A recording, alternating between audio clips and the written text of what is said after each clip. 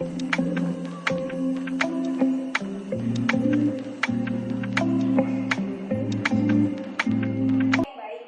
kan saya kan weekday kan saya kerja, kemudian saya weekend kan kuliah, terus kayak pulang kerja kadang kerjain tugas banyak, jadi kayak masih suka keteteran gitu atau kewalahan untuk mengatur ataupun memanajemen waktu saya. Jadi saya tuh pengen nanya ke ibu gimana sih cara memanajemen waktu yang baik di apa namanya di kesibukan-kesibukan.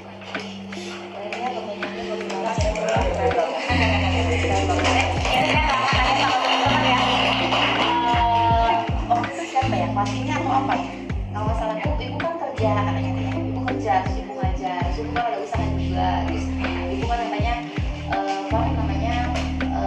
dari pelajar juga. Jadi gimana cara memanajemen waktunya? Kamu tahu nggak satu hal yang bisa membuat segala kesulitan itu jadi mudah? Apa coba? Kamu coba? Tahu nggak? Planning, apalagi? Betul, apalagi? Ibadah, betul, apalagi? Iya, terus target.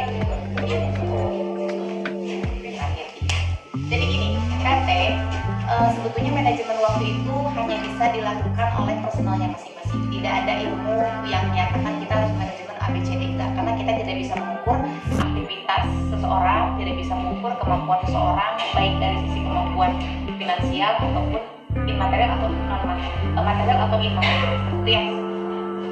Mengatur daripada waktu itu, karena tadi saya modal ada, modalnya mungkin bisa dari beberapa sumber ya, dari ada di saya tidak mau tahu. Kemudian yang kedua, saya juga sudah ada konsepnya seperti apa, tapi bagaimana saya mengatur waktu. Gitu. Kalau kita ingin melakukan sesuatu itu, maka kita harus fokus. Dan fokus.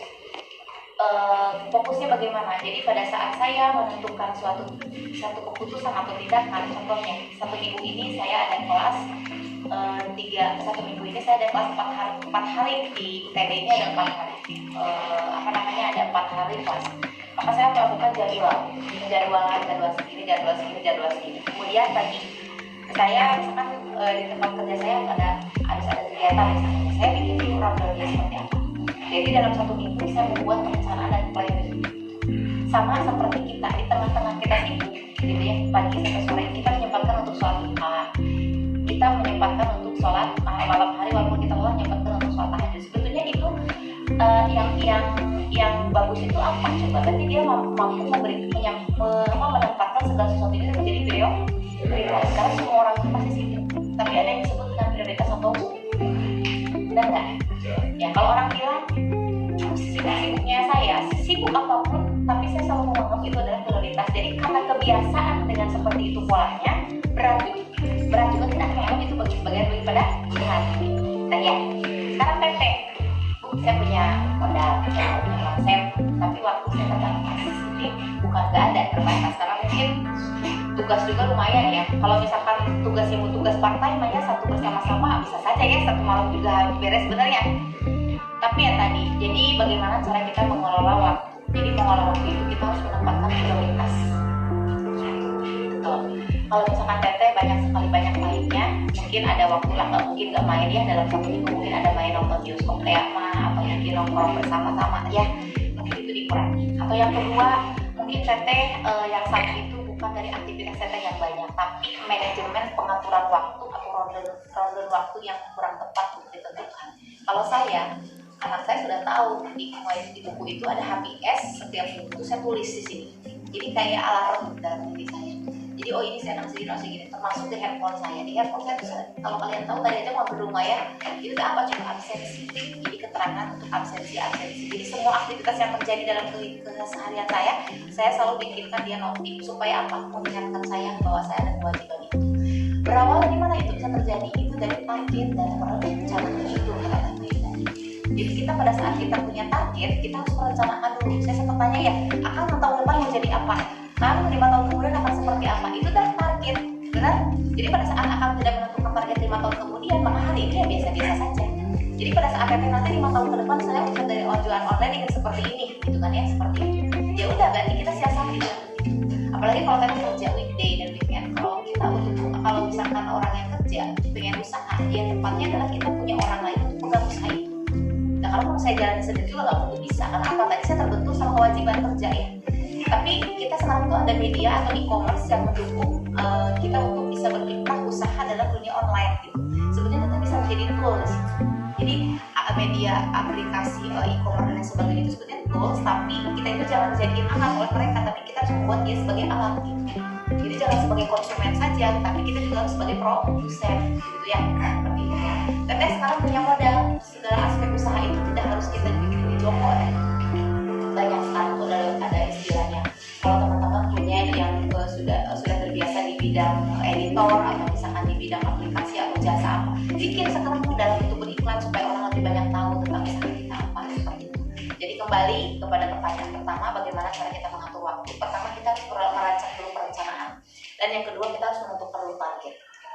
Perencanaan dan target itu adalah akan membuahkan suatu prioritas. Jadi sekuat apapun target dan perencanaan, kalau kita tidak menganggap itu prioritas, maka kita tidak akan pernah menemukan target tersebut dan tidak akan merealisasikan perencanaan tersebut. Ya. Makanya teman-teman, saya tadi sampaikan sama kalian, tidak ada orang yang sibuk. Ya, tidak ada orang yang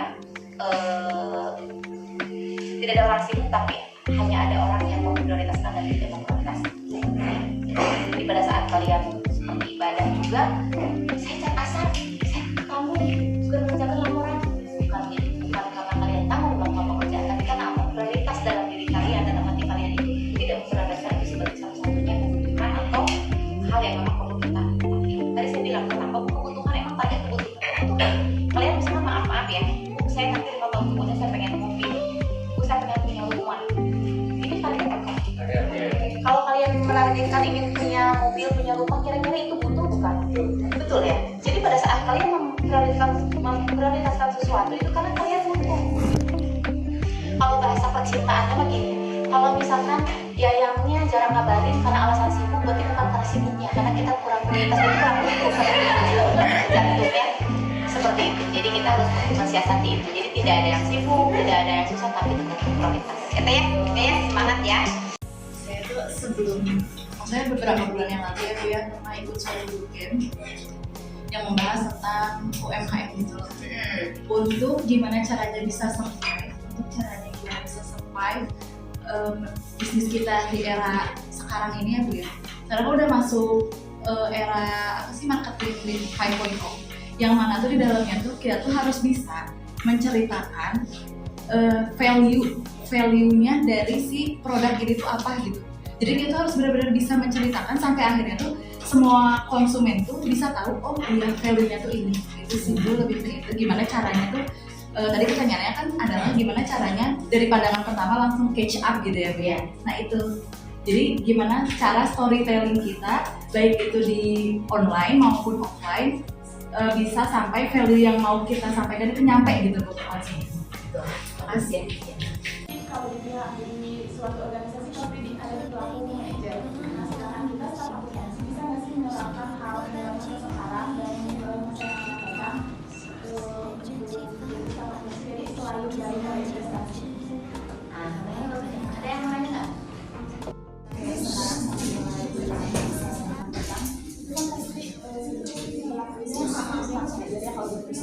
Nah kalau misalkan kita sebagai staf akuntansi kita yang bukan akuntansi bisa nggak sih gue nerapin hal nilai masa sekarang sama nilai masa yang akan datang tapi selain dari investasi.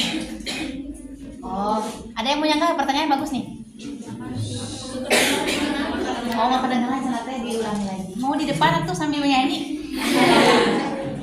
Jadi kan untuk nilai masa yang akan datang sama nilai masa sekarang itu pasti kalau di pihak di suatu organisasi pasti ada di pelaku manajer. Nah sedangkan kita staf akuntansi bisa nggak sih menerapkan hal nilai masa sekarang dan nilai masa yang akan datang untuk di staf akuntansi, jadi selain daripada investasi. Nah, katanya bagus nih. Ada yang mau nanya nggak? Ada yang mau nanya. Boleh nggak? Boleh nggak? Pelaku akuntansi. Harus ya, Apa? yang Apa? harus mengikuti SK. Iya. Tapi boleh juga kalau demi kebaikan perusahaan. Oke. Seperti itu. Ini tadi kan kalian boleh nggak kita menentukan ya? Menerapkan masa sekarang sama nilai masa yang akan datang lain dari investasi. Oh. yang harus diperhatikan? Jadi gini, kalau misalkan seperti itu kan, kalau tadi kan kita tadi ngobrolnya tentang idenya sebagai pelaku ya, ya bukan sebagai pemangku kepentingan ya, bukan sebagai pemangku keputusan. Kalau di pengetahuan saya, kalau di etik di kode etik itu ada yang disebut dengan kode etik kode etik apa ya sebenarnya. Jadi intinya mah ada kode etik itu tergantung kepada siapa di situ pihak-pihak yang terlibat gitu. Jadi pada saat kita sebagai pelaku penyusun namanya boleh kita memberikan suatu kontribusi atau suatu anggapan itu, tapi kita tetap harus diputuskan oleh pemangku kepentingan. Jadi tidak sekonyong-konyong kita mengatakan itu karena kita tahu ini juga besar. Itu mau nggak mau harus diputuskan oleh manajemen keuangan. Tujuannya apa? Tapi tadi makanya kenapa saya sampaikan dari awal kalian itu tujuan dari diskusi ini adalah untuk apa? Untuk berani untuk memberikan sanggahan apapun. Seperti tadi kadang-kadang kan si pelaku manajemen keuangan juga atau pelaku usaha juga itu nggak paham nih kondisi kredit yang ada dalam suatu perusahaan seperti apa. Makanya selain dari pelaku